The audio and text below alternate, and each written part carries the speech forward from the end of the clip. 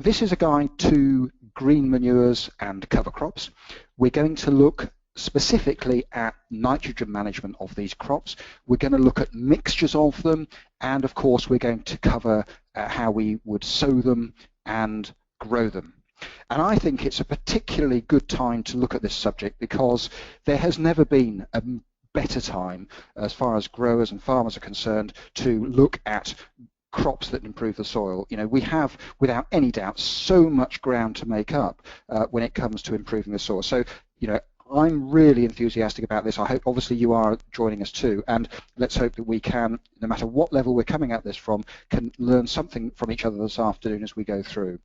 I'm going to start off with some basics. I make no apologies because my experience has been that whilst you know, a lot of people are very enthusiastic about green manures, there's plenty of newcomers and plenty of opportunities to just remind ourselves of some of the basics.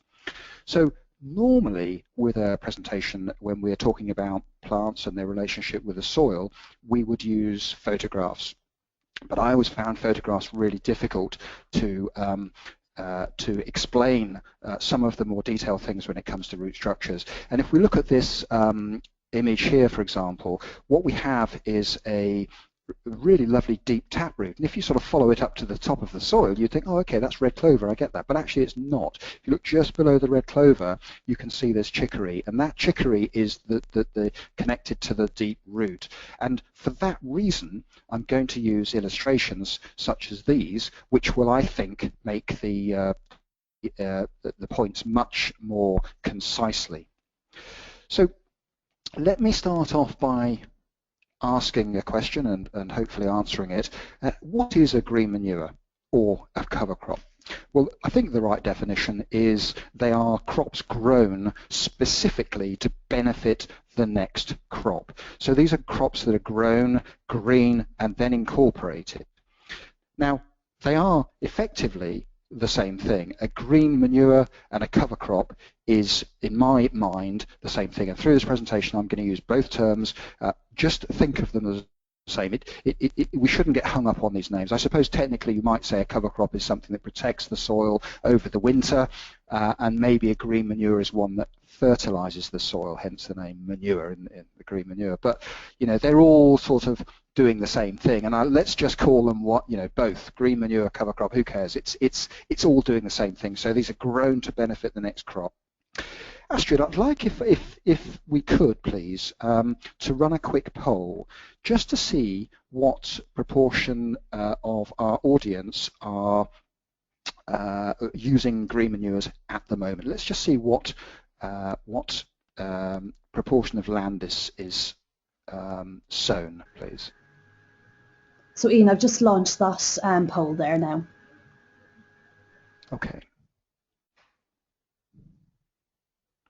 So I can see the poll is open, so if you could just click one of the buttons on the screen, please, just to give me an indication of what we have currently being grown as green manures or cover crops.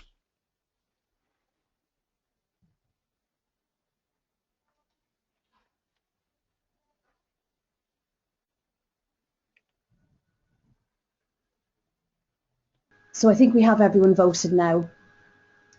I'll just share that information. So if you could do, please, that'd be great. Okay. So Astrid, I can't see the screen. Could you just tell me what the result is, please? Absolutely, I'll tell you. So 100% said it was between 10 and 25%. Okay, so that's fine. So interestingly, that's normally the case, and you know, most people will be growing up to about a quarter of their acreage as green manure or cover crop, and that's really good because we have nobody actually that's growing nothing, and we have no one that's growing more than 25%, which I think is quite interesting. So we're all, you know, in the right ballpark. That's not an insubstantial amount. Obviously, different farm types will have different proportions, but I think that's really interesting. So that just gives me a bit of an idea of what people are doing. So thank you very much indeed for that. So let's now look at how these green crops work. So effectively, what we're doing is we're accumulating green leaves and stems, and of course the roots, and then we're returning them to the soil. We're adding organic matter, and it's that organic matter, when it goes into the soil, that is a real feast for earthworms, nematodes, and other critters in the soil. And these critters digest and decompose this organic matter, and effectively that's what is the biology, the living bit of the soil. And if you didn't have this organic matter and the critters that depend on it, the soil would be pretty much dead. It would have no life at all, and I don't think the green material would actually decompose. It would be a strange thing. So the relationship between the green material and the critters is really, really important, and the last thing we want to do is to disrupt that too much. They are, I suppose, if you like, natural fertilizer. This combination of plants and critters is natural fertilizer. And it's that natural fertility that our crops can use. And in particular, I want to focus our attention onto the nitrogen-fixing plant. These really are these are the leguminous plant. They're the natural wonders of our soil world. And these are this nitrogen fixation, which is done by legumes, is something that fertilizer chemists just cannot match. But it is a free resource to farmers. It costs nothing. As we know, the air is 74, I think, % nitrogen.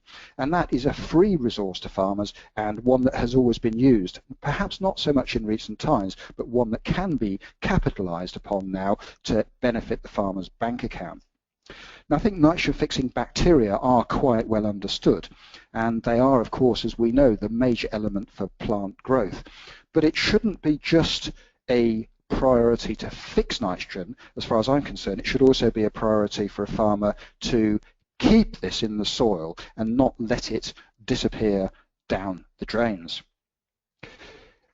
Mycorrhizal fungi is another aspect of plant roots, which is currently under getting much attention. I don't think this is as well understood, and we do know that mycorrhizal fungi populations increase and decrease depending on a number of factors. Naturally, with them being a fungus, if you're a conventional farmer, one factor is you kill them if you apply fungicides. That's what they do. And of course, the plants, any systemic fungicide will affect mycorrhizal fungi. So too do brassicas, and they dramatically reduce the proportion of the population of mycorrhizal fungi in the soil. So although it is less understood than nitrogen fixing, there is some information which will, I think, evolve in time, and I think this extension of plant roots, the extension of the plant root system, it's a little bit like the World Wide Web. It's this vast network which we, with a little knowledge, can tap into and make our plants much more effective by giving them a much greater root system. Astrid, if I may please, can you run the next poll, which is asking why, or the main reason, that we grow green manures. So you can see there's 5 options. I'm hoping that no one will fill the last box in, because as far as I remember from the last question we ran, everyone was using some green manures. So can you please say why you use green manures? I think you can just click on one of those boxes. And here we go.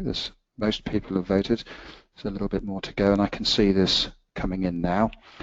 So just bear with me, just let everybody press their buttons. So it's 80%, so we'll be nearly just about there in a second.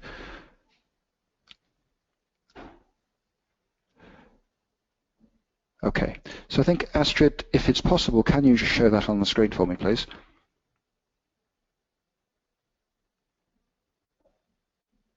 Okay, so you can see that roughly half of us are using green manures as a weed suppressor, a quarter for organic matter additions, and a quarter for nitrogen fixation. And that's sort of what I'd expect. I think it depends a little bit on your farm as to what you would, why you use them. But all these things are important, and of course, often they're overlapping. So you can, but it just gives us an idea. So a number of reasons, they're varied. Let's go through those and see what we can do with green manures and see where they're most effective. Let's start by looking at this question of nitrogen management. So it's not just the fixing, it's nitrogen management. It's fixing and catching. I want to give you a simple example. This is a plant, it's an annual legume, crimson clover. We've all seen it. It's a pretty little plant, and it is an annual, fast-growing nitrogen-fixing plant. It grows when it's sown in May, June, perhaps even as late as July, and it grows through to about September. But it is and it does fix quite a lot of nitrogen, and it's one of the classic green manures, which I'm sure most people have seen. But there's actually quite a few more. And so what I'd like to do is to show you the list that I think represents what UK farmers are using. I've broken them down into annuals, biennials and perennials, and you can see the annuals include the crimson clover we just looked at, but also there's Persian clover, there's vetch, that's common vetch, and yellow trefoil, that's not bird's foot trefoil but yellow trefoil, that's medicargo. So there's a number of annuals. Now all these have slightly different habits. Some are winter hardy, some aren't, but they represent the choice of our annuals. Now there's a biennial sweet clover, which some of you will have used, I'm sure, and this is a deeper rooting plant. It's a biennial, so it will go through a winter and pop up the following year, no problem at all, which does catch the odd grower out, I can tell you, but it is a very useful plant and it fixes a lot of nitrogen. It's a big yielding plant for biomass. And then finally, we have our perennial plants. A white clover, red clover, we're very familiar with those, but of course other legumes like lucerne, or alfalfa as it's sometimes called, and sainfoin also have a place. And very often in a farming situation, these plants can be used as a fertility building nitrogen fixing plant, but also as a forage, which I'll come on to a little bit later on. But fundamentally, when you're thinking of nitrogen management, you're thinking of annuals as your short term and your perennials as your long-term soil improvers. And again, I'll talk more about this in a while. But one thing I think I want to say before that is that, make no mistake about it, nitrogen fixation only happens when the soil is warm.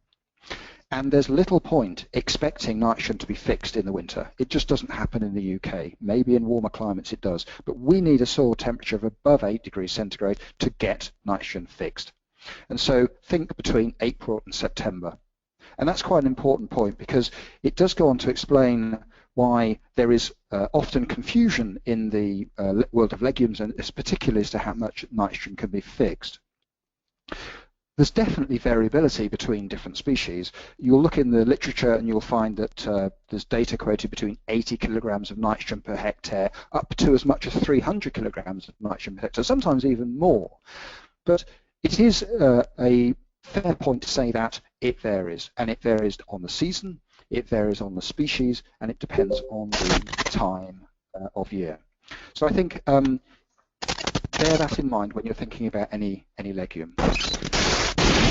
It isn't just about fixation, it's also about hanging on to the nitrogen. So this is about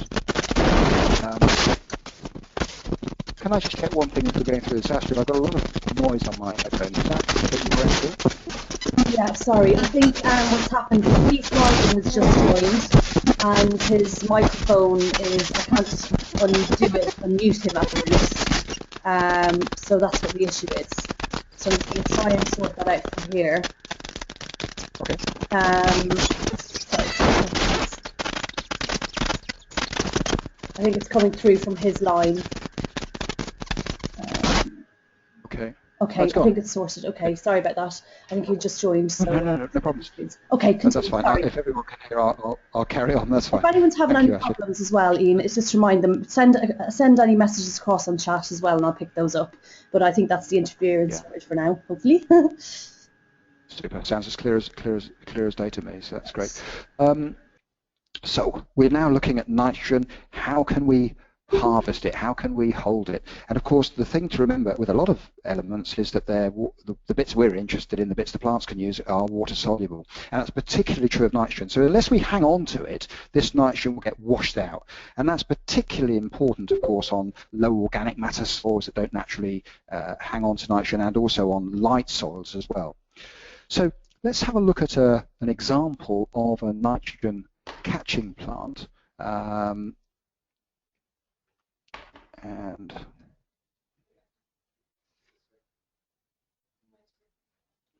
there we go. So here is Westerwold ryegrass, and this is your typical fast-growing annual. It's one that has a lot of roots made very quickly, and it mops up nitrogen. So this is a really good example. Just like the crimson clover was an example of a nitrogen fixer, this is a good example of a nitrogen catcher. So it's, of course, has many others with it, and here are the others that I think are used in the UK. There are some others, and I'll mention them briefly, but these are the main species and give us really good examples of the differences between them. So again, we have the annuals. These are short-term plants which grow very quickly, put a lot of root on, a lot of material above the ground, but they're not long-term. So they're just like the crimson clover. Perennial plants, of course, on the other hand, like the perennial ryegrass, the cocksfoot, will go for much, much longer. And once they're established, they hold huge amounts of nitrogen and, of course, carbon. If you're wanting to pick up nitrogen that's leaching through the soil, you really can't do better than quick-growing annuals like rye and Westerwold ryegrass. They are very, very effective and work jolly well. They reckon that rye, for example, picks up about 90% of available nitrogen that's free in the soil, and that by any standards is quite effective. So the Westerwold ryegrass is probably just a little way behind that, not much, and also barley, oats, and so on would do a similar job. And on some farms, of course, they would be available without buying seed, which would be a big advantage because they'll be lower cost.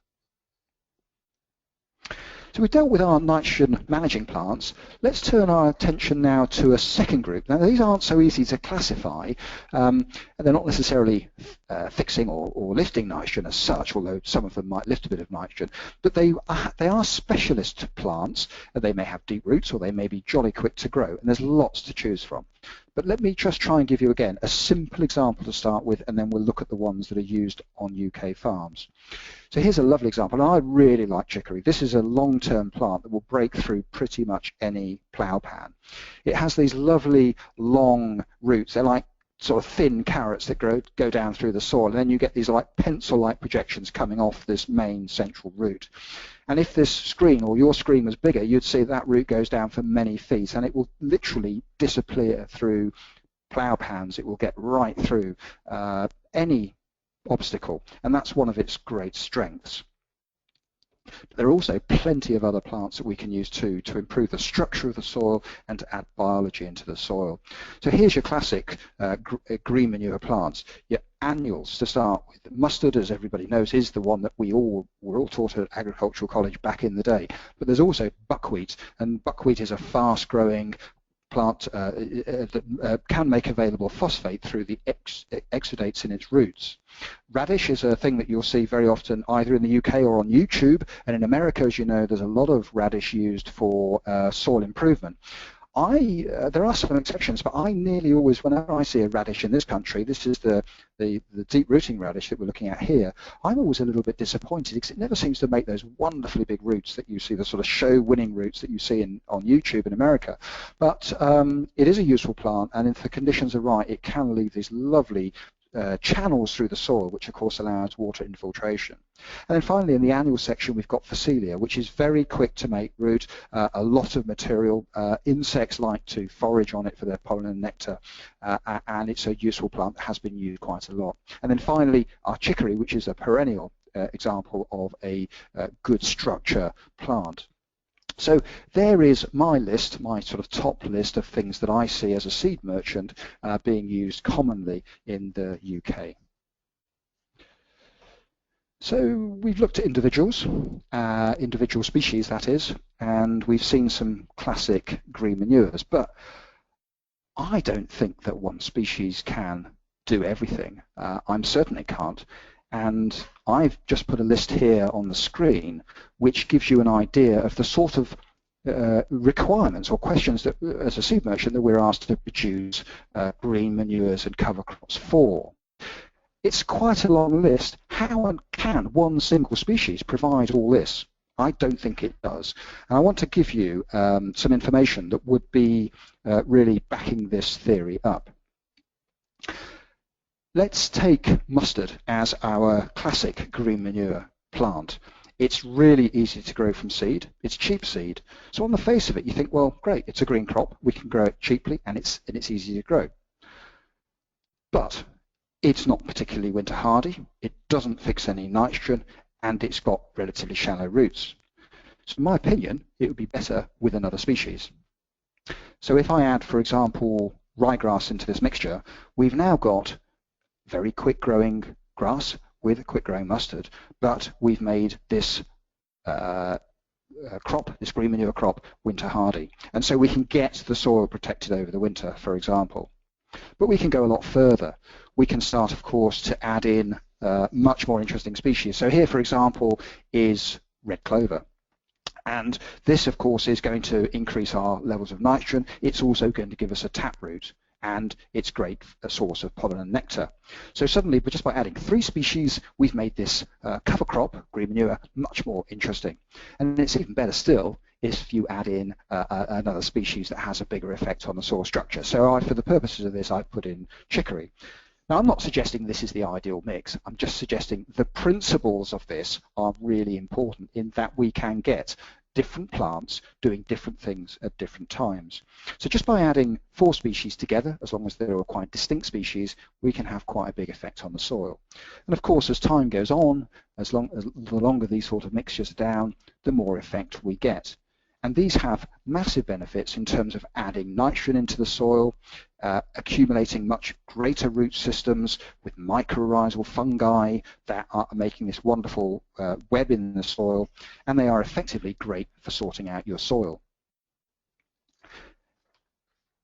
It's not often that you can weave, if you like, Charles Darwin into a talk, but I often find that his work was so interesting. And one of the things that I think is fascinating is that he wrote in The Origin of Species about his experience of growing 2 different plants together, because he found that if he had 2 species together, he would increase the yield, or the biomass yield, if you like, of his crop. So it's been known for a long time that mixtures of plants yield more than single species. And if we take now our 4 species that we looked at, the mustard, the ryegrass, the red clover and the chicory, and we look at their potential yield, and I'm looking at yield here in terms of above ground yield, and it's easy for me to say that because that's the bit we can measure very easily. It's much more difficult to measure root yield, but just in the yield above ground, we can see that these plants are giving anything from about 7 tonne of dry matter per hectare up to 13 or 14 tonnes. So if you average these out, you would expect the yield to come in at just over 9 tonnes. So we add all 4 yields up, divide them by 4, there's your yield.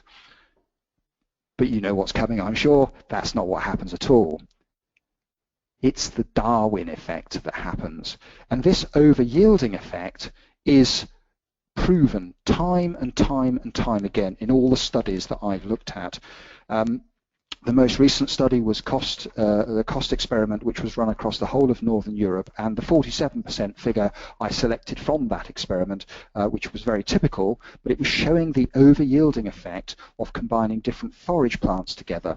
And the reason is, of course, that the different plants that we have, particularly with different architecture, different growing seasons, they're all growing at different times in different places, not only above the ground, but also below the ground. And it's that overlapping effect that gives us the extra yield that Darwin and the cost experiment have so accurately described. Now, we can only do this with certain crop types. Obviously, for a crop of wheat, for example, you need all your wheat heads, grains to be ready on the same day. You don't want a massive variation. But when it comes to green manures or cover crops or forage crops, that's the last thing you want. You want production to come right through the growing season so that your maximum yield, or your animals that are grazing forage as well, are able to have growth throughout the growing season and not just on the day that you want to combine them. So it's a different mindset, and I think it's such an important message to get through. We've looked at what they are, what they do, and the principles of mixtures, but let's turn our attention now to how you might go about managing them. Now, I think the first thing to start with is, especially now, here we are in February, we've got hopefully a nice growing season ahead of us. The first thing we're going to need is, to know is when can we sow them. Well, we can pretty much sow them any time between the spring and the autumn, for the same reasons as using mixtures. We don't need them to be ready at a particular time, but we want them to fit in to our rotation and grow for as much as possible in these down times when they would fit. So the thing we need to get right is moist soil, which there's plenty of at the moment, it needs to be warm. And it's no good sowing these things early because we've got the time to do it. We have to wait for conditions to be right, because one of the criteria we need is weed suppression. And that means they need to come out of the ground quickly and get established fast. That's warm and moist. Another question that often needs addressing, depending on your farm situation, is what equipment do we use to sow them?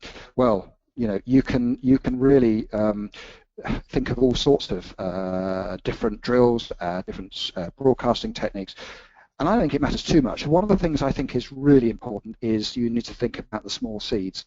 This illustration is showing you the seeds that we've spoken about so far in the illustrations. You can see there's quite a difference in the shapes, but what you need to look at is the difference in the sizes, because you need to think, well, this isn't, depending on your computer screen, of course, these aren't life size to you, but they vary. You need to think about the small ones and make sure that the smaller ones are not buried too deeply, because if you bury small seeds, of course, too deeply, they don't come through.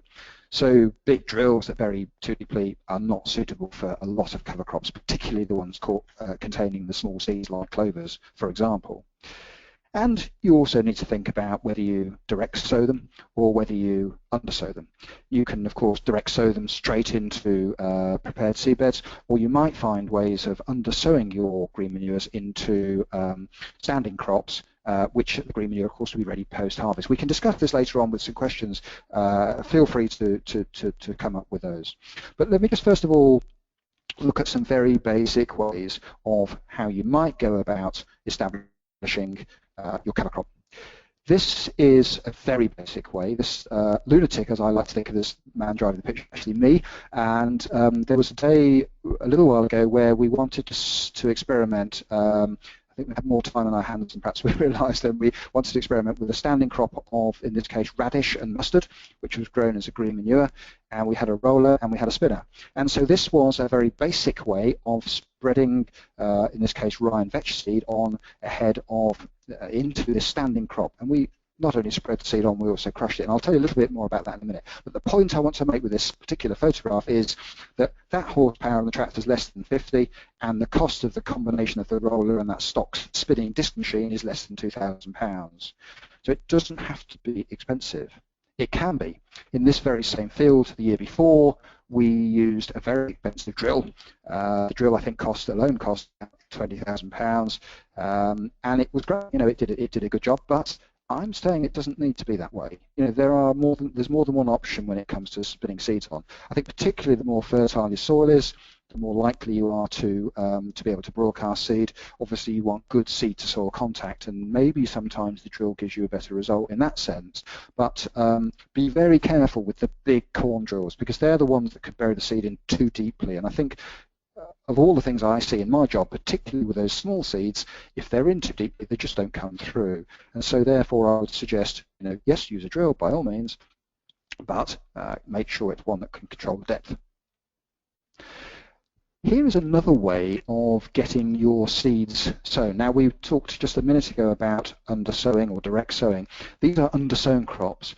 This is a technique that some people call intercropping, and it's, as you can see here, on the left-hand side of the screen is a crop of forage oats, cereal oats, and an undersown crop of red clover.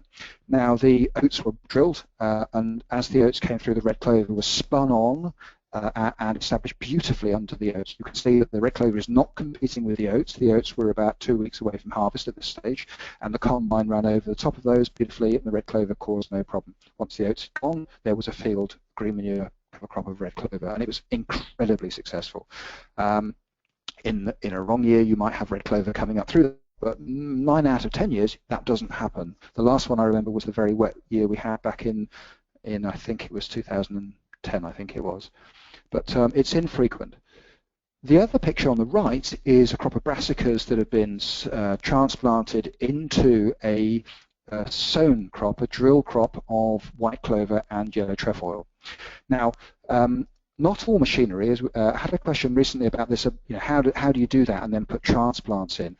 And not all machinery will leave you with this result, but you can improvise. And I think that this is a really nice example of how you've got two completely different layers of crop. You've got the green manure crop at the bottom, which won't get tall. It doesn't grow tall. That sort of mix is about 6 inches high, 15 centimetres, and of course the brassica crop that will get tall, and the two things can live in harmony. And once the main crop's gone, you're left with this lovely understory, so you're not having to disturb the soil to sow your green manure. And it's a really nice example of how you can do it. In fact, both of these are really lovely examples.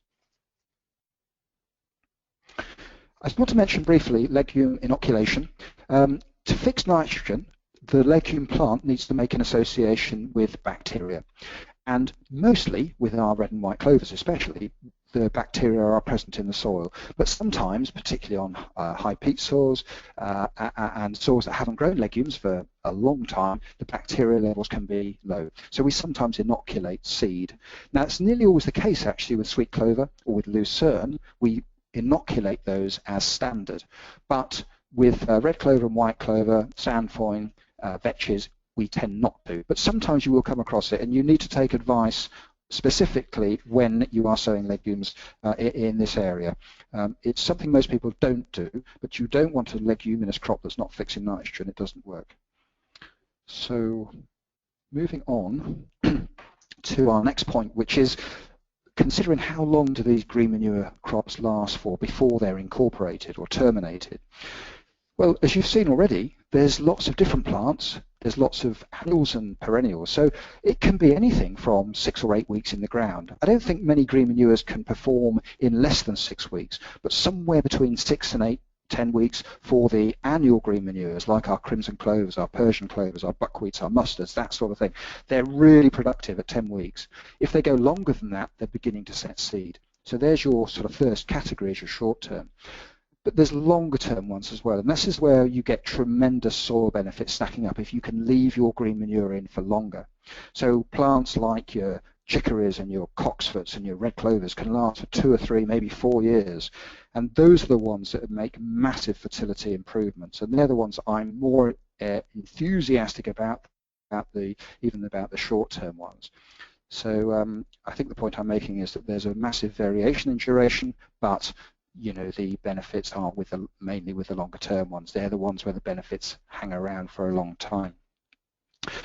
But the question, of course, comes to termination. And how do you terminate your cover crop? And what do you do at the end? Well, there are 2 options, really. There might be a third, which is unplanned, which is a sort of an accidental killing, perhaps by extreme weather, so in other words, hard frosts or drought. But normally they're terminated with mechanical cultivation or chemical control.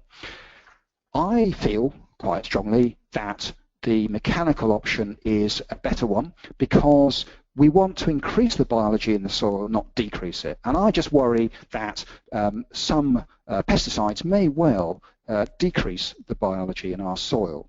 I think it's a feeling that many have. Evidence-wise, we are short, but it's an important point to make.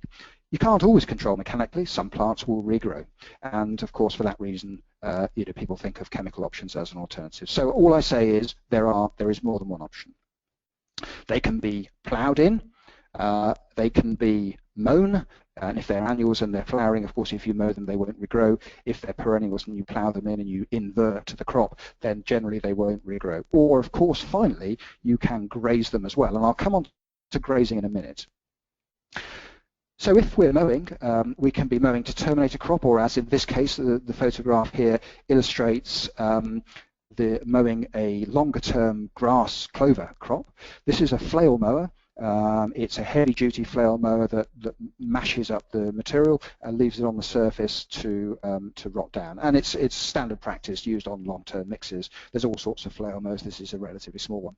And there's the big batwing types, as I'm sure many of you have seen, which can cover ground very quickly. Alternatives are incorporating the crops. Now, in this case, this is a rye crop, and you can see a big tall crop, which on the front of that tractor, which you can't quite see, is a mower, and as it's mowing, it's then incorporated behind it effectively with a rotavator, and that's a very nice way of doing it. Quite heavy on the diesel, but as you can see, there's a lot of material there, which is going to be difficult to deal with unless it's incorporated. But sometimes you can improvise, and here's the lunatic back again. He's not mowing at all, of course, he's just flattening it with a roller. This, I repeat, was a mixture of annual radish and mustard, and it was a big tall crop. which was flattened. It was about 10 acres, I think, of flattened in a couple of hours with that roller. And on the front of it was this spinner. And so it's an unusual situation because, of course, we wouldn't normally follow a cover crop with a cover crop, but it was just, we were just trying to push the boundaries a little bit and see what we could achieve with it. You can, if you look at the plant, look at the plant, what's it doing? This plant had got to a point where it had finished growing. So yes, we could mow it, but we wanted a lot of mulch on the soil surface over the winter. Thank goodness we had it because, as you know, this winter was a wet winter, and I'll show you the results of it in a second. There was a question coming in which says, when was it sown and when was it rolled? This was sown in July, and it was rolled, Niels, hello, approximately the middle of September. And I'll give you a little bit more detail on that in a second. I've got a few more slides showing you what happened after that. But I just want to say that there are, we're looking at ways here of managing the incorporation of these crops, and here's another way. I think one of the things we should be doing more than anything else is grazing these crops with livestock. This is on the field next to the one I've just shown you.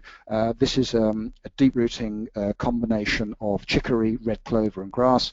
And these sheep were grazing this crop in November. It was giving them wonderful.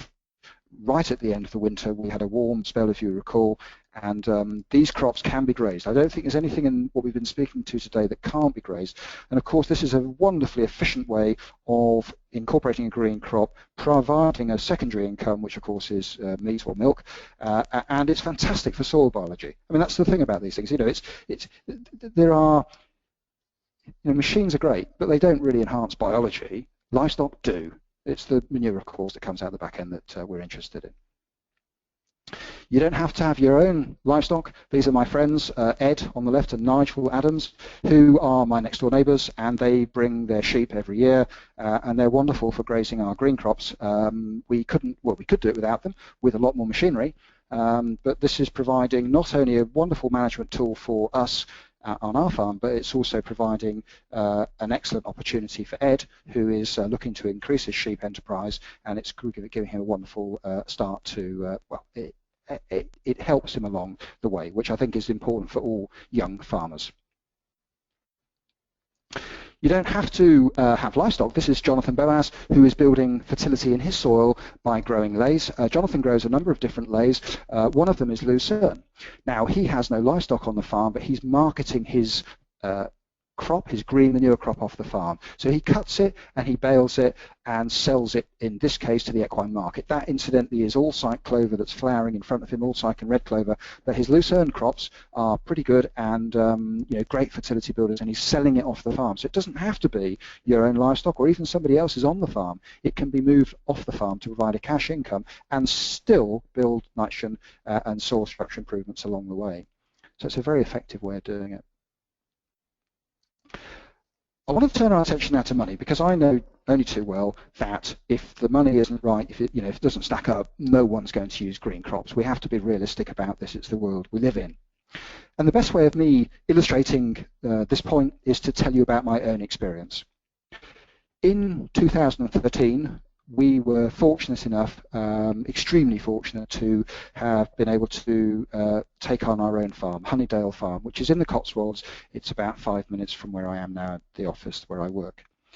And it's a small farm, but it's very important to us. And we decided for the first 12 months to keep everything as it was. So we changed nothing. Our farming friends, our neighbours, told us that this would be the right thing to do, and I was a little doubtful at the time, so I was desperate to make some changes and to make an impact. But they said, no, watch it for 12 months, learn, see what was done, see why it was done, see where the soils differ, the weeds come, and so on. Exactly what we did. So we kept everything the same. This is Sam, who a friend of mine who helps, was working on the farm at the time. The local estate came. We had, as you can see, professional equipment, etc., etc. And this is our first crop of barley. We had 60 acres of this barley across some light Cotswold brash. And it was wonderful. Here's my wife looking at this fine crop of barley that her husband had grown. And wasn't it marvellous? It really was a tremendous crop, actually. It was very thin soil, and it looked just fine. Not many weeds, wonderfully thick, luxurious crop. It was fine. But of course, you know, the full story is there on the screen for you to see. We actually didn't make any money. We made a small loss, in fact, and even despite getting a premium for malting barley, we made a small loss. We did use contractors. We didn't do it the cheapest way, but my wife was soon quite quick to point out to me that perhaps there was a better way that we could have done this. But I was, you know, not sure what to make of it, and I eventually decided to face the music and talk to neighbours and friends, and they said, well, you know, that's what happens. Welcome to our world. So it was a bit of an eye-opener for me. So why did it happen? This was a conventional farm, can I remind you? It will depict any of the costs of inputs into this farm. Here is nitrogen. It's an easy one to see the numbers on, but you can see over the last 15 years the price of nitrogen, as you know, has gone through the roof. And that's, well, I'm only looking at the economics here, nothing else. I could have picked anything, contracting charges, you know, anything. But this just gives you an illustration. Of course, the price that we got for the barley was the market price. And that hasn't gone up anything like the cost of fertilizer, for example, in this case. So you can see there's a disparity and there's a problem. So what are we going to do about it? Well, we're going to grow legumes, and we don't want to grow plants that are unsuited to the soil. So we have already now, bearing in mind this is 2.5 years ago for us, we have now converted that farm to growing deep-rooting legumes and cover crops, herbal lays, and grassland. So it's completely changed. We have incidentally kept a reference strip of the barley. We have 4 hectare plots of barley, which give us a control. And of course, as the years go on, we will measure against the control plots to see what effect our deep-rooting lays and legumes are having on the final outcome. So here, back to the lunatic, here is what happened with our broadcasting. So we were looking, one of the things I've always maintained is that farming should be as self-sufficient as possible.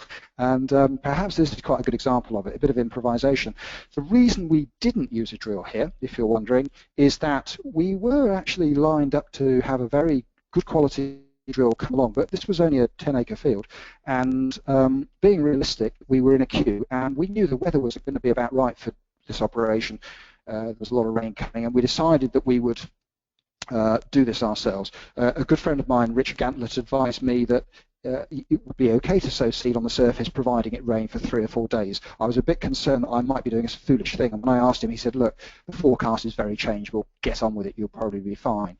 Well, here's what happened. So this is rye and vetch being spun on from that little white stock spinner on the front of the tractor through that standing crop onto the surface. The roller goes over the top, it crushes the green crop and has pressed in the seed into the surface.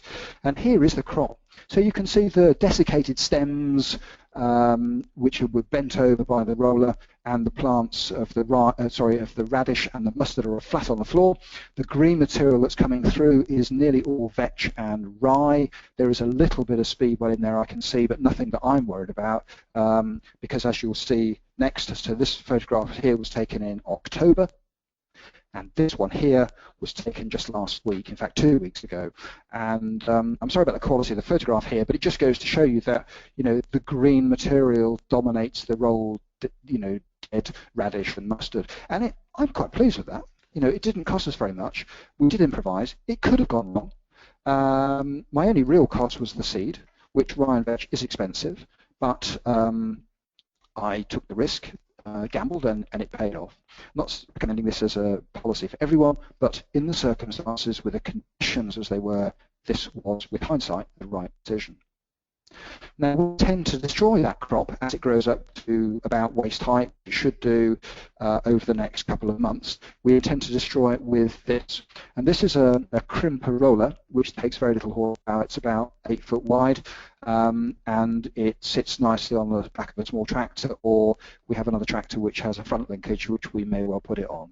But it's self-propelled, effectively, sorry, I should say it's self-driven. As it rolls along, it crushes the plants. So as the rye and the vetch grow up tall, As they get to the point of flowering, we will then push them over and flatten them and crimp them with this roller. We can put water in the roller if we need to give us a bit more weight.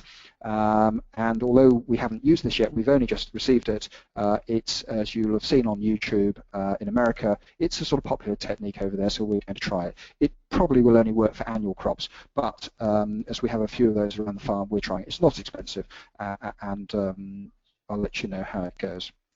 Now, there is a question from the audience which is asking what date we intend to roll. Well, I think it's not so much a date. It's a good question. It's a question of the stage of growth on the crop. What we don't want to do is to roll it and then get regrowth coming back up from tillering rye or from the vetch. So we will let this go till, I would imagine, and I'm guessing because of course I don't know what the weather's going to do, it'll be the end of April, probably early May, by which time the rye I would expect to be roughly touching the top of the track to bonnet, roughly speaking. If that's the case, then we'll roll it. If it's not, we'll leave it a little bit later. And I think this is the way this technique's going to work. And then the secondary question, which is followed up, thank you for this question, what will we follow it up with? Well, we're going to, in this particular field, we're going to divide it up and plant different crops. So I'm afraid it isn't a simple answer in this particular field's case, but you either would direct drill or you would have a drill that can cope with going through the material directly into this crop. And assuming it's got to the end of its life cycle, this green material should stay on the surface. And a lot of these drills will drill through this material. Some won't, and they're the ones, of course, that we're going to have problems with. But if that was the case, then you'd have to leave it for a period of time to allow it to rot down. So you'll understand that it depends on the weather conditions and how big the crop is. But for this technique to work, one, it has to be mature, and two, you have to have something that will deal with it afterwards. But it should be a living mulch. So the great thing about this is there'll be no inversion, there'll be no tillage. You should be able to direct drill straight into it. We'll see. I'll let you know how it goes in the fullness of time. So how do you choose your crop? Well, for me, this is an annual crop that I'm stood next to. I think it comes down to how long do you want it to last for and what job do you want it to do. It's probably no more complicated than that. So in this particular case, we wanted something short term. And we wanted to add nitrogen in. So we've got a lot of legumes in this mix, and it's short term. And here's an example just coming up now of the breakdown of this particular mixture. And it was a mixture of mustard, crimson clover, red clover, sweet clover, and Persian clover. And they all survived beautifully. What was really interesting was that the mustard was fully flowering right at the beginning. So in other words, after 6 or 7 weeks, the mustard just flowered, and it looked like it was going to suppress everything else around it. But it was really interesting because after the mustard had finished, and I'm just going to go back a slide, you can see there that there's the odd mustard still flowering, but those brassica seed heads that are sticking up above the green manure on the horizon are flowered mustard. If you look at the rest of the crop, it's all green clover. So you can see the whitish looking flowers of Persian clover, the crimson red is, the crimson is the crimson clover, and there's also red clover in the bottom. The one that isn't flowering yet is the sweet clover, but believe you me, that was, you would have looked at that crop and said it was all clovers, but if you'd looked a month ago earlier, it was all mustard. And this is, again, the Darwin thing, it's growing at different times, different places, and you're getting 2 crops for the price of 1. It's much more effective that way. So this was the summer quick fix. This added nitrogen and, of course, added a lot of organic matter. Another example would be an overwinter mixture, which is the rye and the vetch that we looked at just now. So this is sown, this type of mixture would be sown at the end of the season as we did with our spinner, and that was sown in September and then is now, as you can see, overwintering and green, and it could be left till May. So if you had late sown crops, you could let this grow right through, and remember the nitrogen fixation is coming when it's warm, not before. So if you wanted to fix nitrogen, you have to let it go, and you could let it go till May before you destroy it and incorporate it. A long-term example, and this is, is where I get excited, a long-term example of, in this case, cocksfoot, chicory, and red clover is a great thing to improve the soil because the root structures are just tremendous. They are much, much bigger than a short-term annual crop could ever offer. And there's no doubt at all in my mind that if you really want to improve soil, I know there's going to be no cash crop income. I'm sorry about that. But the fact of the matter is, if you want to improve the soil, this is the way to do it. So there is, I suppose, a number of options, and this is where it gets more interesting and more complex. But of course, you've got your livestock options, you've got your cut and mulch options, and so on. But that, in my mind, is where you need to be perennial for real improvement. Here is a herbal lay, which is a complex lay. It's another step on from where we've been talking about. This is a sort of 2, 3, 4 year mixture. It's cuttable for silage. It's grazable with sheep and cattle, and massive, massive diversity. It's the sort of thing that you see under the environmental stewardship scheme, the legume and herb rich sward. It's also been used as a forage on many farms in its own right. I think under the environmental scheme it's EK21 or OK21, depending whether it's conventional or organic. It would be remiss of me to say that none of this is new. Things repeat themselves, agricultural history especially, and I think that there's no better example of this as far as I'm concerned than a farmer who was here 100 years ago. This is Robert Eliot, who those of you that know agricultural history will know. He was the founder of the Clifton Park farming system up in Kelso on the Scottish borders. He had a very fine farm there, but he was at the time when there was very little money to be made from farming. He didn't like spending money on things coming down the farm drive, fertilizers and so on, and decided that he would become self-sufficient effectively and grow his own. So he developed a rotation which was 4 years grass lay, the sort of mixtures we've just seen, complex grass lays with lots of clovers, lots of grasses and lots of herbs. And he had livestock, ruminant animals, cattle and sheep, and he grew and grazed these mixtures very successfully. And then the icing on the cake for him was he then grew 4 years of cash crops. So his rotation was pretty much 50% lays, 50% cash crops, but it was self-sufficient and very, very good at a time when corn prices were really on the floor. And so he decided that was the way he would go. Now, there are lots of other examples like Robert Eliot over history, which we could refer to, but for me, he's the one that I find most interesting in this area. There are modern-day examples. This is Rob Richmond. Rob Richmond farms at Chedworth near Cirencester on some proper Cotswold brash. Rob is on the thinnest of soils.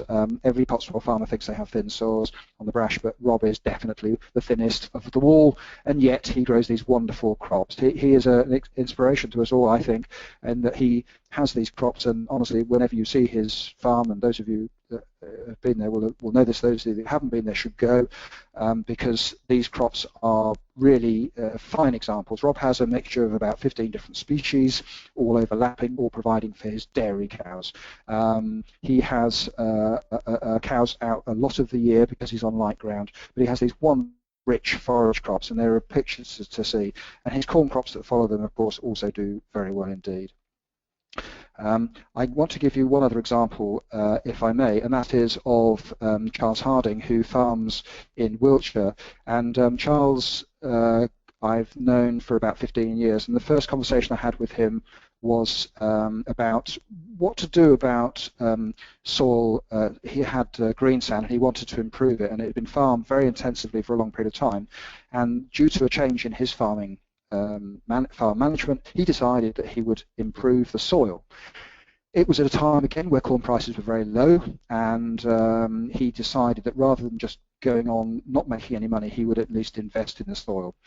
He was far-sighted as far as I was concerned, because as the years went on, he kept telling me how wonderful these lays were doing. He had a mixture of red clover, cocksfoot and chicory, and I went to see him about 10 years ago, and we looked at the soils and we looked at the plants, and it was a real, it was thriving. The life there was incredible, and I remember being bitten to death by horseflies, and I'm not a great lover of horseflies, but it did illustrate to me very well the biology was all there. And this is still ongoing now. Now, what's interesting with Charles, he was a corn farmer. He's now a mixed farm. He has a number of enterprises on his farm, which are basically around the lays, and so he has a very good sheep enterprise, and it's led him into other areas that he perhaps wouldn't have gone into had he not had the option with the grasses. This is a recent soil report that he has had done, showing the structure of the soil being really good, and the fact that the roots of the chicory were penetrating down through these, through the soil and leaving drain holes. I'm sure if we had more time, we could go on for some time, but that's, I think, mostly the time used up, Astrid, and I'm just very conscious that we did say an hour, and therefore I'm afraid, regrettably, I'm going to have to stop.